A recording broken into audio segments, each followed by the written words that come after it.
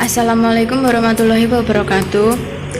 Di sini kami dari kelompok 2 akan mempresentasikan tentang teknologi informasi untuk keunggulan bersaing perusahaan yang disusun oleh Vina Alfa Prastina, Ayu Novitasari, dan Sarah Alvaros Mahisa Putri. Lingkungan perusahaan. Dalam dunia keusaha, keberadaan sistem informasi sebagai salah satu komponen yang tidak dapat dipisah dari aktivitas perusahaan itu sendiri. Manajemen dalam menggambarkan hubungan kedua aspek tersebut, perusahaan sebagai penggerak terhadap sistem informasi bisnis, sedangkan sistem informasi perusahaan akan menjadi penentu kinerja perusahaan tersebut. Sebuah perusahaan memiliki komponen-komponen yang diperlukan untuk menjalankan operasional usahanya, sedangkan sistem informasi terdiri dari komponen-komponen pendukung perusahaan untuk menyediakan informasi. Menurut Cash et al. 2005 dalam Indrajit tahun 2011 nomor 76, ada beberapa hal yang menarik untuk dianalisa. Beberapa hal yang perlu dianalisa lebih lanjut adalah sebuah perusahaan hanya dapat mengontrol komponen-komponen dari domain internal, baik yang berhubungan dengan operasional perusahaan maupun sistem informasi. Lingkungan eksternal lainnya sama sekali di luar pengendalian perusahaan. Pada kenyataannya, komponen eksternal sangat mempengaruhi komponen internal perusahaan, seperti kebijakan pemerintah dalam menetapkan anggaran perusahaan yang secara integral mempengaruhi perubahan strategi perusahaan. Dari keempat kuadran yang ada, yang paling cepat mengalami perubahannya adalah kuadran sistem informasi pada domain eksternal, karena hampir semua sistem informasi menggambarkan pesatnya kemajuan teknologi informasi dengan grafik yang bersifat eksponensial. Ramalan para ahli di bidang teknologi informasi masa depan menyatakan bahwa revolusi besar-besaran dalam kehidupan manusia akan terjadi, dan dampak tersebut akan berpengaruh terhadap kehidupan setiap individu dalam bersosialisasi maupun berperilaku. Keunggulan bersaing perusahaan. Banyak mendapat mengatakan bahwa teknologi informasi merupakan salah satu senjata persaingan. Hal ini tidak perlu diragukan lagi karena saat ini teknologi informasi telah menjadi salah satu alat untuk meningkatkan efisiensi aktivitas operasional perusahaan.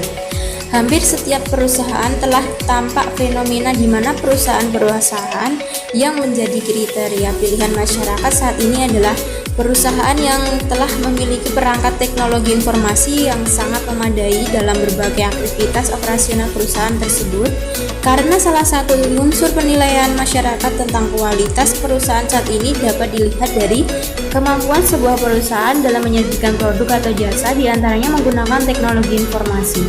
Untuk mengidentifikasi daya saing perusahaan yang marketable dan sellable, maka ada beberapa kekuatan yang harus menjadi prioritas perhatian para pengambil kebijakan perusahaan, karena adanya para pesaing perusahaan lain yang secara ofensif dan defensif menggunakan teknologi informasi.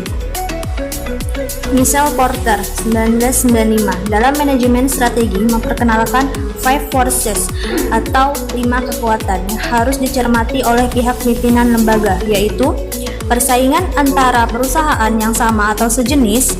Secara prinsipil, strategi yang dijalankan terhadap perusahaan yang sama ini bagaimana menciptakan produk atau jasa yang harganya terjangkau, kualitasnya baik, dan disajikan tepat waktu.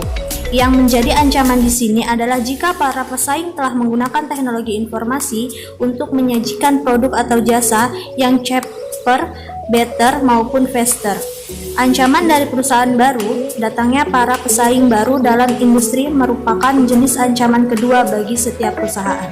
Ancaman dari perusahaan yang menawarkan produk atau jasa pengganti.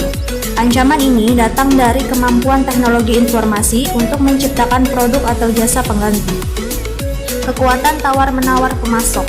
Jika ancaman sebelumnya datang secara langsung dari perusahaan pesaing yang bersangkutan, maka ancaman keempat berasal dari komponen rekanan yang merupakan pemasok.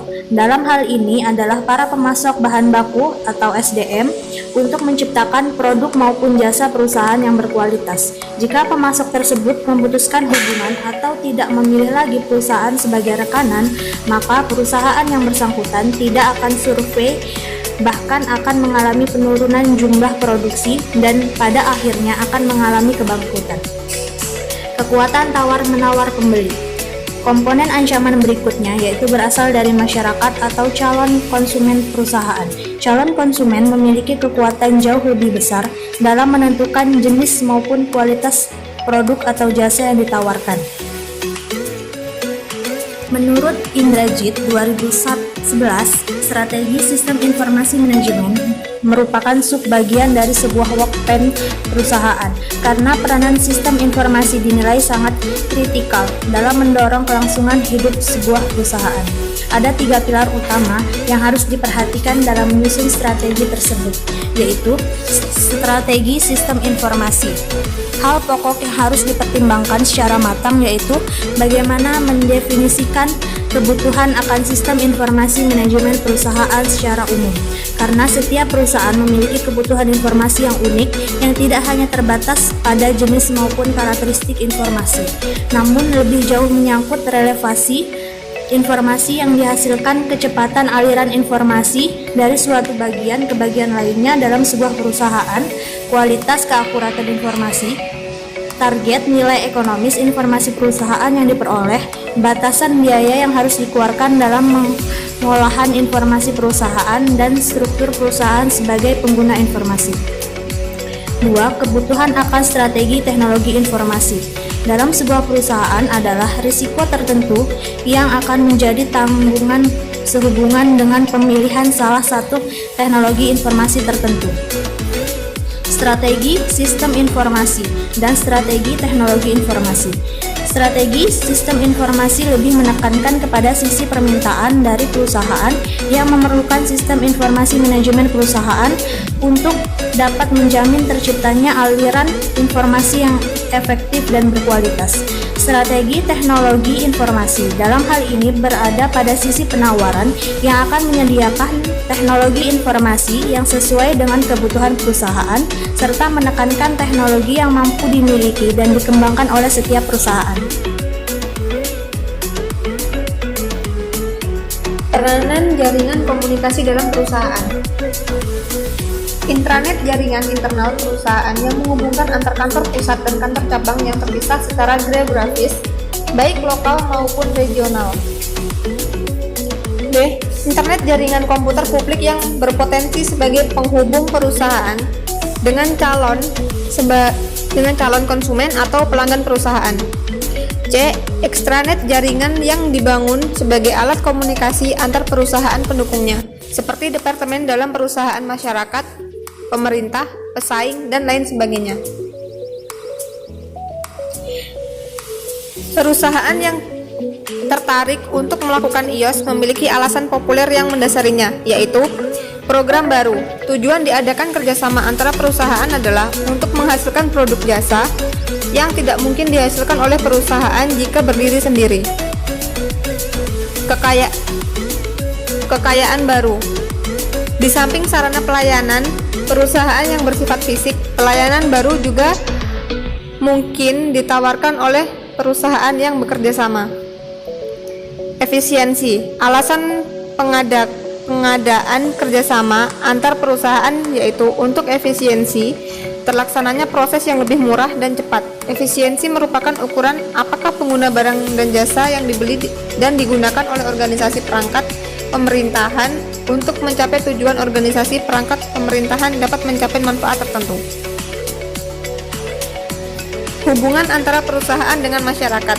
Bentuk kerjasama lain terjadi antara perusahaan dengan masyarakat, baik sebagai penyedia tenaga kerja atau pengguna produk jasa perusahaan.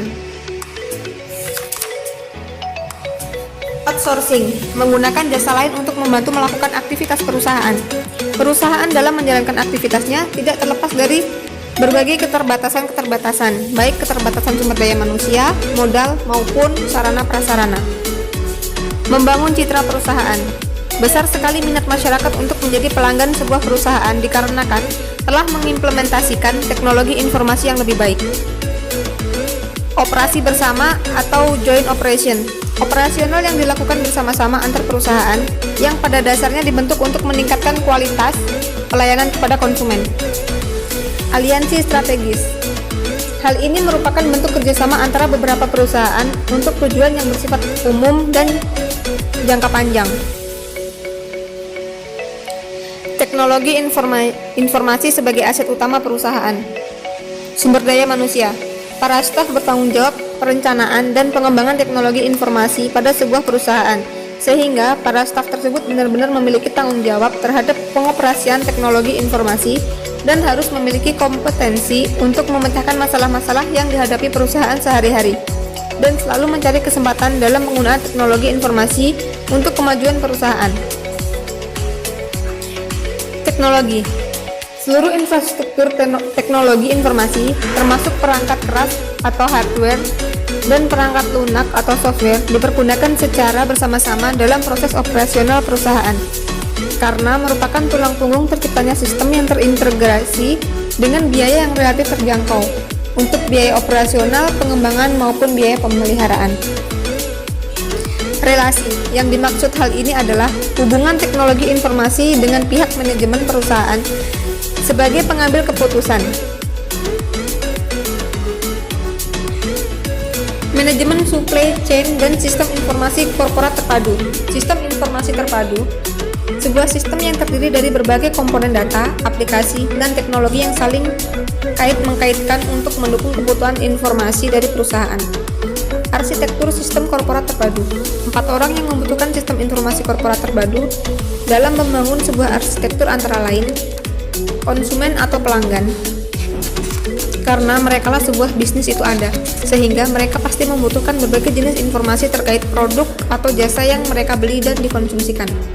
Manajemen, karena mereka merupakan penggerak utama dari pengelolaan sebuah perusahaan, di mana mereka membutuhkan suatu sistem informasi yang dapat diandalkan untuk membantu mereka dalam memutuskan kebijakan-kebijakan maupun mengambil keputusan strategis maupun taktis berkualitas. Staf, karena pada level operasional, mereka yang sehari-hari berhadapan langsung dengan aktivitas penciptaan produk maupun jasa yang membutuhkan sangat banyak informasi sebagai sumber daya utama. Rekanan bisnis, mereka yang menjadi pemasok bahan-bahan maupun sumber daya lain yang dibutuhkan perusahaan untuk beroperasi menghasilkan beragam produk dan jasa. Strategi membangun sistem informasi korporat terpadu. Sebuah perusahaan akan melalui 5 tahapan evolusi dalam mengembangkan sistem informasinya. The Cross-Functional Business Unit merupakan pengembangan modul aplikasi untuk fungsi bisnis tertentu saja. Misalnya, untuk keperluan transaksi, pembelian, penyusunan laporan keuangan, pencetakan slip gaji karyawan. The Strategic Business Unit merupakan hasil penyatuan beberapa fungsi manajemen di dalam sebuah divisi atau bisnis unit tertentu untuk membantu manajemen dan staf dalam mencapai objektif yang ditargetkan terhadap divisi atau bisnis unit tersebut. The Integrated Enterprise merupakan sebuah sistem informasi terpadu yang mengintegrasikan berbagai modul-modul aplikasi yang dimiliki sebuah divisi atau bisnis yang ada dalam perusahaan. The Extended Enterprise merupakan penggabungan antara sistem informasi korporat terpadu yang telah dimiliki oleh internal perusahaan dengan satu atau lebih subsistem dari perusahaan atau entity lain yang merupakan mitra kerja dari perusahaan tersebut.